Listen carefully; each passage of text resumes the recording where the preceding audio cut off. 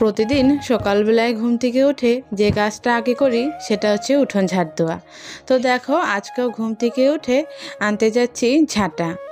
তো গ্রামের বউদের তো এই উঠোন ঝাড় দেওয়াই প্রথম কাজ। তো যাই হোক, শুভ সকাল বন্ধুরা, কেমন আছো সবাই? আশা করছি তোমরা সবাই যে যেখান থেকে দেখছো সকলেই খুব খুব ভালো আছো, সুস্থ আছো। আসামের ছোট্ট একটি গ্রাম থেকে আমি পূজা তোমাদের সকলকে আমার ব্লগ চ্যানেলে অনেক অনেক স্বাগত আর অনেক অনেক ভালোবাসা জানাই। এখন ঘড়িতে বাজে ওই 6:30টার মতো। আর কালকে রাত্রে তো ঘুমাতেই পারিনি, কারণ হঠাৎ করেই মাঝরাতেই ওই মেয়ের খুবই বমি আর পেট ব্যথা। তো ওকে নিয়েই বসেছিলাম অনেকক্ষণ, ওই জন্য ঘুম ভাঙতে ভাঙতে তোমার ওই 6:30 বেজে গেছে। তো যাই হোক, উঠে নিয়েই দেখো আগের যে উঠোনটা ঝাড় দিয়ে নিচ্ছি। তো ওই দেখো রাস্তার ওইদিকে কিন্তু সবার উঠোনেই ঝাড় দেওয়া হয়ে গেছে। আর গ্রামের বাড়িতে না সবাই না খুবই সকালবেলা ওঠে, ওই 5:30টার থেকে আরম্ভ করে 6টার মধ্যে তো সবাই উঠেই যায়।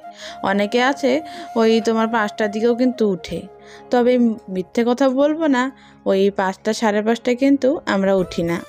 আমি তোমার ওই 6:30 কি 7টা, তা না হলে তোমার ওই 6টা এর মধ্যেই উঠি, মানে 6টা থেকে 7টার মধ্যে আমি উঠে যাই।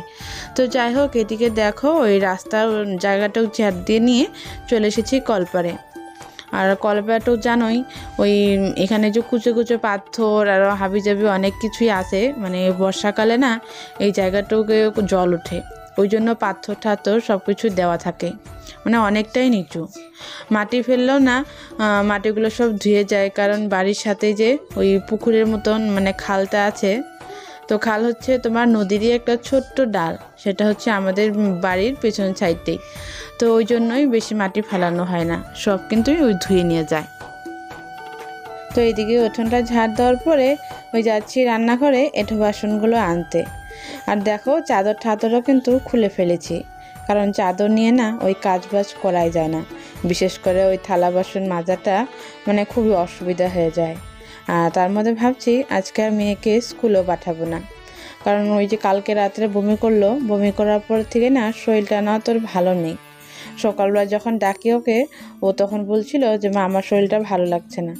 তো ওই জন্য ভাবলাম আজকে আর পাঠাবো না। তো যাই হোক, এদিকে দেখো বাসনগুলো এনে মেজে নিচ্ছি। আর এইদিকে যে আমাদের কুকুরের ছানাগুলো, সেগুলো ওই যে সামনের থেকে দাঁড়িয়ে রয়েছে যে কী খেতে দেব। তো সব ভাত তো রাত্রে দিয়েছিলাম, ওই জন্য দেখো ওই সকালবেলা কিন্তু আর কিছুই দিতে পারলাম না, মানে যখনই থালা বাসন আনবো তখনই পিছু পিছু আসে। তো যাই হোক, চলো থালা বাসনগুলো ধুয়ে নেই। তো এইদিকে আবার অনেক কাজ বাজ আছে। তো কালকে রাত্রে তো বিছানায় বমি করে দিয়েছে, তো ওই বিছানা চাদর, কম্বলের কাভার, লেপের কাভার সমস্ত কিছু কিন্তু মানে বমিতে ছাড়া বেড়া। তো ওই যে সকালে এঁঠো বাসনগুলো ধুয়ে নিয়ে ওই সবগুলো জিনিসপত্রগুলো বের করে রেখেছি, ওগুলো ভিজিয়ে রাখবো, কারণ ছোট্ট দিনের বেলা এমনিতেই রোদ থাকে না। তো এক রোদে যদি না শুকায় না ওই কাপড়গুলো না একটা গন্ধ বের হয়। তো ওই জন্য ভাবছি একটু সকাল টানে ধুয়ে দেবো, তাহলে তাড়াতাড়ি শুকিয়ে যাবে। তো দেখো আমার কিন্তু বাসন মাজা হয়ে গেল।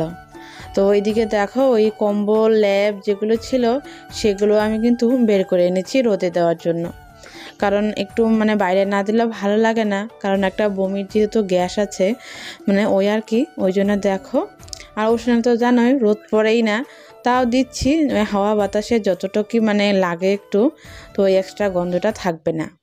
আর ল্যাপটাতে না বেশি করে ভরেছিল বলে এই সাইডে দেখো একটুখানি রোদ উঠেছে, তো আমি এই চৌকিটার উপরেই ওই ল্যাপটা দিয়ে দেবো।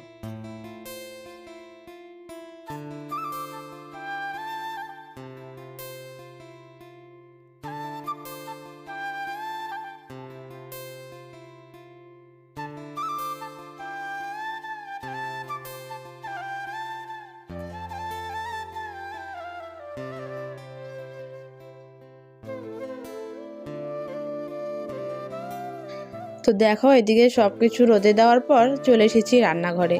তো আজকে সকালবেলায় ভাত রান্না করেছিলাম, কারণ অন্যদিন তো সকালবেলা ওই দুধ বিস্কুট খায় বা ম্যাগি খায়। তো যেহেতু মানে শরীরটা ভালো না, তো ভাবলাম গরম গরম সিদ্ধ ভাত বানাই দিই, আজকে আর ওগুলো দেবো না। তো ওই দেখো এখানে আলু সিদ্ধটা মাখিয়ে নিচ্ছি। আর আমার মেয়ে না একটু ভালো করে জাত জুত করে মেখে না দিলে ও না খেতে চায় না। তো ওই জন্য একটুখানি কাঁচা লঙ্কা নিয়ে নিলাম, তার মধ্যে একটু তেল লবণ দিয়ে আলু সিদ্ধটা মাখিয়ে নিচ্ছি। অনেকে আছে দেখি ছোট বাচ্চাকে সব কিছুই একসাথে মানে সেদ্ধ করে দিয়ে খাওয়িয়ে দেয়।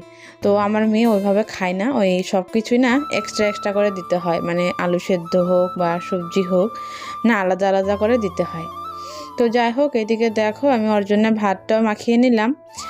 তো ওখানে যে খাওয়িয়ে দেবো, আর এদিকে তো বেলা প্রায় ওই 10টার মতন বেজেই গেছে।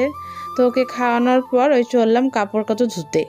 তো এইদিকে আবার তোমাদের দাদা ভাই দেখো ওই যে একটা কি জানি এনে দিয়েছে কনফ্রন্ট, যেটা দিলে নাকি ওই কাপড়ে মানে যেই জলে কাপড় দেওয়া হয় সেই জলে দিলে যে সুন্দর গন্ধ বেরোয়, তো ওটা এনেছিল। তো আমার তো আর মনেই ছিল না। তো দেখো এগুলো কম্বলের কাপড়গুলো কিন্তু আগেই ধুয়েছিলাম, পরে যখনই মনে পড়লো তখন ওই আবারও ওই জলের ভিতরে দিয়ে সেগুলো আবারও যে তুলে নিচ্ছি। আর এই কম্বলের কাপড়গুলো না ওই ভিজালে অনেকটাই ভারী হয়, মানে হাতে ধরে তো চেপাই যায় না। তো ওই জন্য দেখো ওই যে কলের উপরে রেখে আমি ওই যে 2 সাইড দিয়ে চিপে নিচ্ছি। চিপে নিয়ে এই যে রাস্তায় যাচ্ছি মেলতে, কারণ রাস্তায় না খুবই টান টান মানে রোদ পায়, মানে সারাটা দিন। আর বাড়িতে তো সেরকম রোদ থাকে না, রাস্তায় দিলে একদিনেই শুকিয়ে যায়। তো ওই জন্য রাস্তায় দিয়ে আসলাম। আর এদিকে তোমাদের দাদা ভাই যে পুজো করেছিল, তো পুজোরই কিছুটা চাউল পেয়েছে, সেই চাউলটা একটু বেছে নেব। আর দেখো ওই চালগুলো না হলুদ মিশানো, তো জানি না কিসের জন্য বা এরকম করেছে, মানে সম্পূর্ণ চাউলই একদমই হলুদ। তো এই চাউলগুলো এখন ওই যে একটু ঝেড়ে নিচ্ছি, যেহেতু ঝাড়া হয়নি। তো এনেছিল 2 দিন আগেই, কিন্তু আমি আজ ঝাড়বো কাল ঝাড়বো করে আর ঝাড়াই হয় না। তো ভাবলাম চালগুলো ঝেড়ে একটুখানি রোদে দিয়ে দিই। তো আজকে এটা দিয়ে রান্না করব। আর জানো তো, আমার এই ভিডিও দেখে দেখে না সবাই একই কথাই বলে, আমি নাকি খালি কাজবাজি করি আর সংসারে রান্না বাড়া এগুলোই দেখাই। তো দেখো তোমরাই বলো, যেহেতু আমরা গ্রামে থাকি আর গ্রামের বাড়িতে একটা বউ তোর প্রতিদিন তোর ঘুরতে যেতে পারে না, বা ডেলি ডেলি নতুন নতুন জায়গাও মানে যেতে পারে না। তো গেলে তো অবশ্যই শেয়ার করব। তো আমার পক্ষে এগুলো সম্ভব হয় না, প্রতিদিন ঘোরাঘুরি বা যখন যাই সেগুলো তো শেয়ার করি। তাছাড়া প্রতিদিন আর কি করব, তো যেই কাজগুলোই করি সেগুলোই কিন্তু তোমাদের কাছে তুলে ধরি। তো যাই হোক, এদিকে দেখো আমি ওই কাপড় চাউলগুলো বেছে নেওয়ার পর ওই যেগুলো কাপড় মানে ছোট ছিল মানে সেগুলো যে বাড়িতে মেলে দিচ্ছি, কারণ রাস্তায় তো আমি আর তার টাঙাইনি। তো অন্য একজনেরই জায়গা খালি ছিল, তো সেখানেই কম্বলের কাপড়টা শুকোতে দিয়েছি। আর বাকি যে কাপড়গুলো সেগুলো যে বাড়িতেই লাগালাম, কারণ প্রতিদিন না রাস্তায় দেওয়া হয় না। অনেক লোকজনই রাস্তায় কাপড় দেয়, এখন আর ওই জায়গায় নেই যে আমিও তার টাঙাবো। তো ওই জন্যই। তো চলো এইদিকে দেখো আমার ওই বাড়ির কাপড়গুলোও কিন্তু মেলে দেওয়া হয়েই গেল।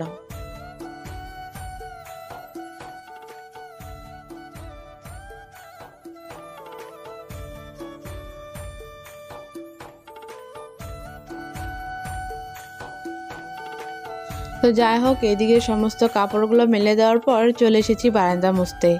এমনিতে তো প্রতিদিনই বারান্দা মোছা হয়, তবে 2 দিন হলো না মোছাই হচ্ছিল না। এই 2 দিন ধরে আমারও শরীরটা বেশি ভালো ছিল না বলে বারান্দা মোছা হয়নি। তো আজকে ভাবলাম একটু ভালো আছি যদি বারান্দাটা মুছেই নিই, কারণ এই কুকুরের বাচ্চাগুলো সবসময় তো উঠেই, তোমাদেরকে এর আগেও দেখিয়েছি।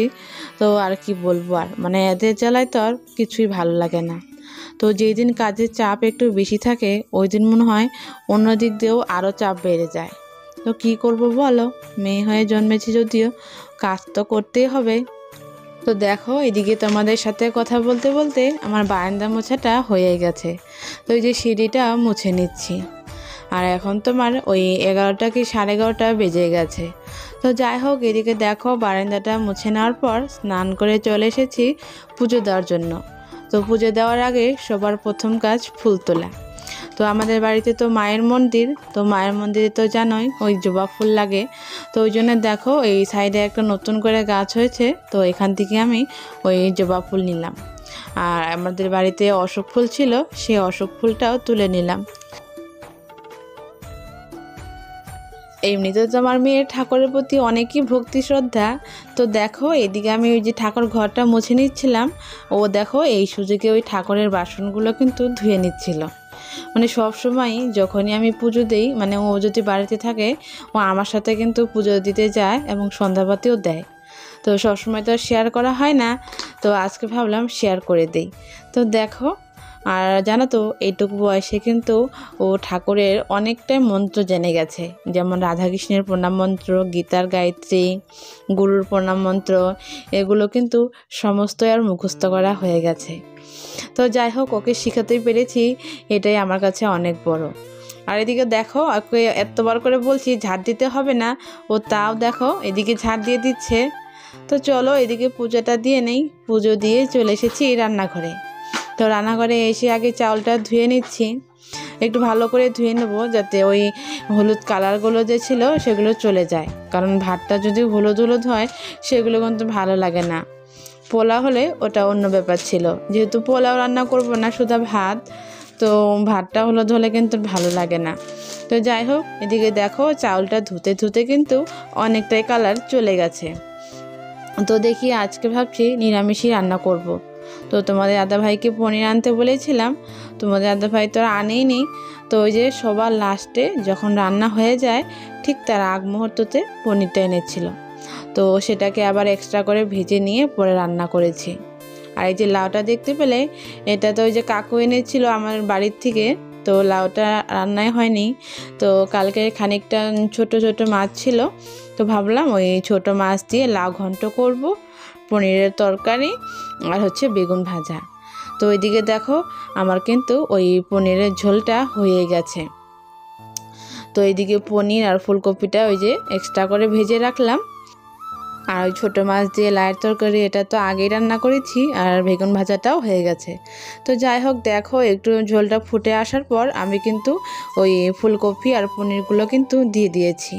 আর এদিকে দেখো তোমাদের দাদা ভাই ওই যে কালকে এখানে একটা যে রসুন বোনা হয়েছিল, সেখানে আজকে ওই লাউ শাক বুনে দিচ্ছে, মানে লাউ না, লাই শাক। তো যাই হোক, এদিকে ওই যে ওই কুকুর আর পাখি বা ওই যে ছাগল যাতে না ঢুকে তার জন্য ওই কাপড় দিয়ে বেড়া দিয়ে দিল, আর একটা কাপড় দরকার, তবে আর নেই। ভাবছি এখান থেকেও নেট দিয়ে দিবে। আর উপর দিয়ে দেখো একটু একটু করে ওই জলে ছেটাও দিচ্ছে, যেহেতু শীতকালে তো আর বৃষ্টি হয় না, শীতকালে কিন্তু ওই শাক সবজিতে জল না দিলে কিন্তু ভালো হয় না। তো ওই দেখো এইভাবে হালকা হালকা করে ছিটিয়ে দিচ্ছে। তো যাই হোক বন্ধুরা, আজকের মতন ব্লগটা আমি এখানেই শেষ করছি।